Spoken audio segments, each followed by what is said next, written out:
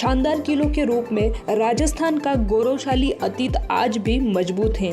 इन किलों की वास्तुकला और सुंदरता कुछ ऐसी है जो आपको मोहित कर देगी। राजस्थान के दुर्ग व किले स्थापत्य की दृष्टि से उत्कृष्ट और अनूठे हैं। वीरता एवं शौर्य के जीते जागते प्रतीक यह दुर्ग, किले एवं गढ़ अपने अनूठे स्थापत्य, विशिष्ट संरचना एवं अद्भुत शिल्प सौंदर्य के कारण दर्शनीय हैं। राजस्थान के अधिकांश दुर्गों का निर्माण पहाड़ियों पर ही हुआ है तथा इनका निर्माण राजपूत शासकों ने ही करवाया है। वहाँ शत्रुओं के विरुद्ध प्राकृतिक साधन थे।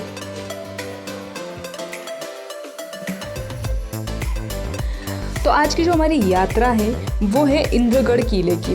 17वीं शताब्दी में इंद्रसाल सिंह हाड़ा द्वारा निर्मित इंद्रगढ़ किला बूंदी से लगभग 77 किलोमीटर की दूरी पर स्थित है। किला एक पहाड़ के पास स्थित है और इसमें 4 दरवाजे और विशाल दीवारें वाली एक अनूठी संरचना है। इस खूबसूरत किले के अंदर 3 महल हैं और जिनके नाम हैं जनाना महल, सुपारी महल और हवा महल। सभी महलों की भित्ति चित्र सराहनीय है। इसके पास कमलेश्वर और देवी काली के मंदिर इंद्रगढ़ किले के बहुत ज़्यादा करीब है। अगर बात करते हैं किले के इतिहास और वास्तुकला के बारे में तो इंद्रगढ़ शहर एक संकीर्ण घाटी में बसा हुआ है और इसकी स्थापना बूंदी के शासक राव राजा इंद्रसाल सिंह ने की थी। यह शहर अपने आप में एक विशाल दीवार से घिरा हुआ है जिसमें 4 प्रवेश द्वार है। इंद्रगढ़ किला असाधारण वास्तुकला और मूर्तिकला के लिए जाना जाता है। इसमें कुछ उत्कृष्ट भित्ति चित्र शामिल है। इतिहास का यह बहुमूल्य धरोहर अपने अतीत को अपने ही अंदर समेटे हुए पूरी तरह से गुमनामी के अंधेरे में डूबा हुआ है। यह किला एक ऊंची पहाड़ी के टॉप पर बना हुआ है और दिन पर दिन प्रॉपर मेंटेनेंस के अभाव में काल के गर्त में समाता जा रहा है।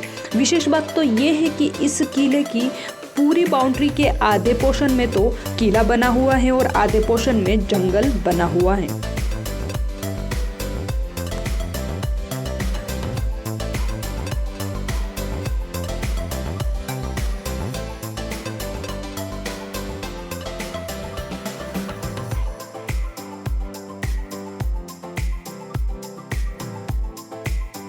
यह है किले के अंदर का हिस्सा जो पूरी तरह से खंडहर में तब्दील होता जा रहा है।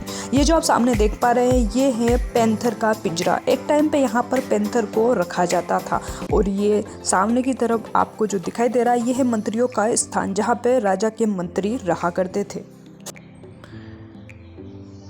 2 गेटों को पार करने के बाद हम तीसरे और मुख्य गेट के पास आ गए हैं। इसके अंदर से राजमहल शुरू होता है। अंदर जाने से पहले हम बाहर का नज़ारा पूरा देख लेते हैं और मैं आपको बता दूं कि ये जो रास्ता जा रहा है ये है गुड़साल के रहने का स्थान। यहाँ पर गुड़साल रहा करते थे। अब चलते हैं हम अंदर और देखते हैं अंदर का किला। जब आप किले में एंटर करेंगे तो आप देख पाएंगे कि यह किला पूरी तरह से खंडहर में तब्दील होने लगा है। सामने की तरफ 2 दरवाजे बने हैं। उनमें से एक सीढ़ियों वाले रास्ते को महिलाएं इस्तेमाल किया करती थी जिनसे वो राजदरबार के अंदर प्रवेश किया करती थी और दूसरा जो दरवाज़ा है वो है पुरुषों के लिए जिससे वो अंदर प्रवेश करते थे और यहाँ लगता था राजा का राज दरबार। यहाँ सामने की तरफ राजा बैठा करते थे और उनके पास में उनके मंत्री बैठा करते थे और अपनी प्रजा की सारी समस्याओं का समाधान किया करते थे।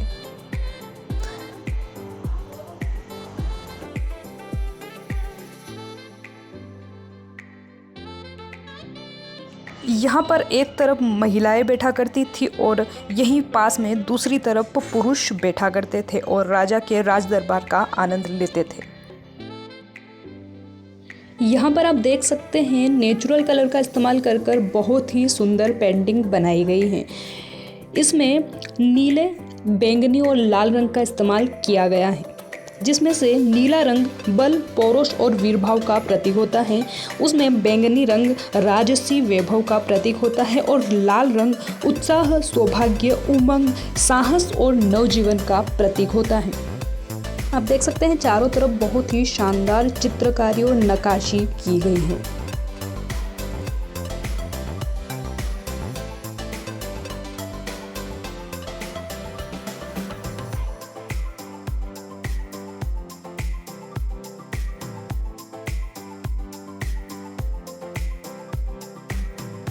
यहाँ पर आप देख सकते हैं दरवाजे के आसपास सैनिक का चित्र बनाया गया है जिसके हाथ में बंदूक है और पास में ही एक तरफ हाथी बनाए गए हैं जिसके ऊपर महावत बैठकर उनको दिशा निर्देश दे रहा है।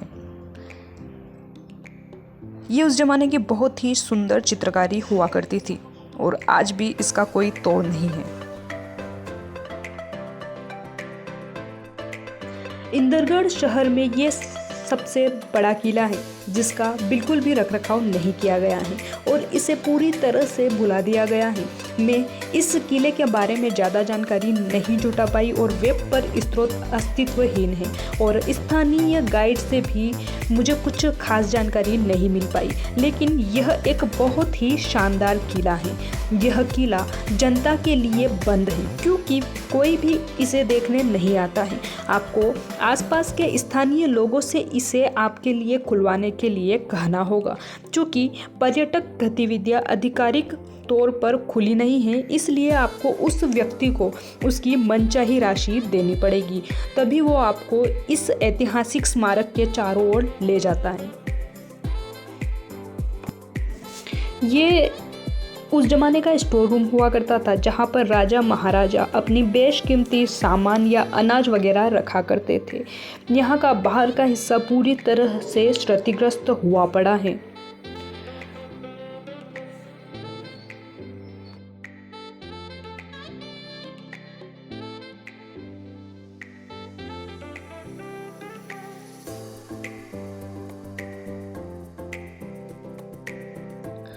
तो ऊपर चल के देखते हैं, ये है सीढ़ियाँ और पूरी तरह से ये भी खंडहर में तब्दील होने वाली है। आप देख सकते हैं यहाँ पर चमगादड़ों का पूरी तरह से मल पड़ा हुआ है और ऊपर की तरफ घास उग चुकी है।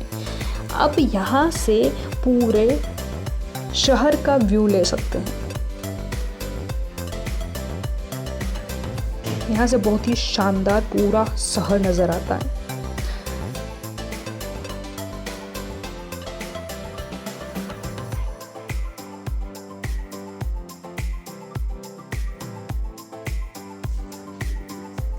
तो अब हम चलते हैं आगे और देखते हैं आगे क्या है। ये बहुत ही सकड़ी जगह में रास्ता बनाया हुआ है और हम आ चुके हैं दूसरी जगह। और ये देखिए यहाँ के दरवाजे पर कितनी सुंदर नक्काशी की गई है। ये देखिए यहाँ पर शायद इसको रानी महल बोलते हैं। ये यहाँ पर रानियाँ रहा करती थी। आप देख सकते हैं यहाँ की दीवारों पर कितनी सुंदर पेंटिंग चित्रकारी की गई है। ऊपर की तरफ भी आप देख सकते हैं, बहुत ही सुंदर दृश्य है। वैसे ये बहुत कुछ हमें अच्छे से समझ नहीं आ रहा है कि क्या बना हुआ है।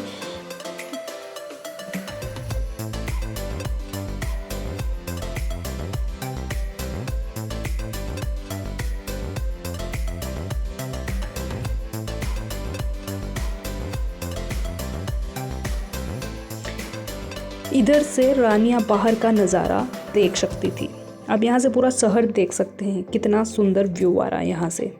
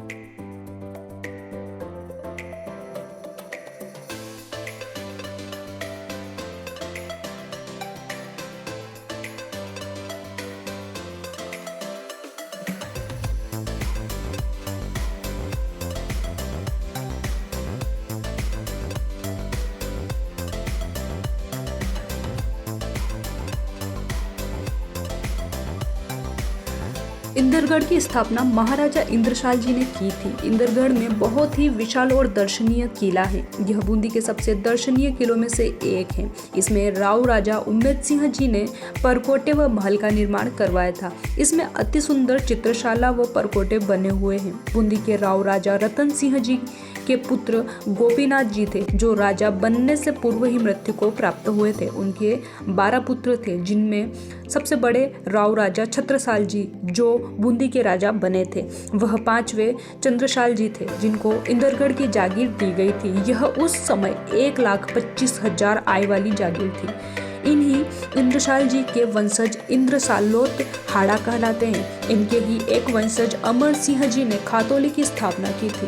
राव राजा उम्मेद सिंह जी के समय यहाँ के जागीरदार देव सिंह जी ने कापरेन के जागीरदार दीप सिंह जी को उम्मेद सिंह जी के खिलाफ कर दिया था और दुश्मन राज्य से मिल गए थे। तब उम्मेद सिंह जी ने देव सिंह को मारकर यह जागीर उनके छोटे भाई भगतराम जी को दे दी थी।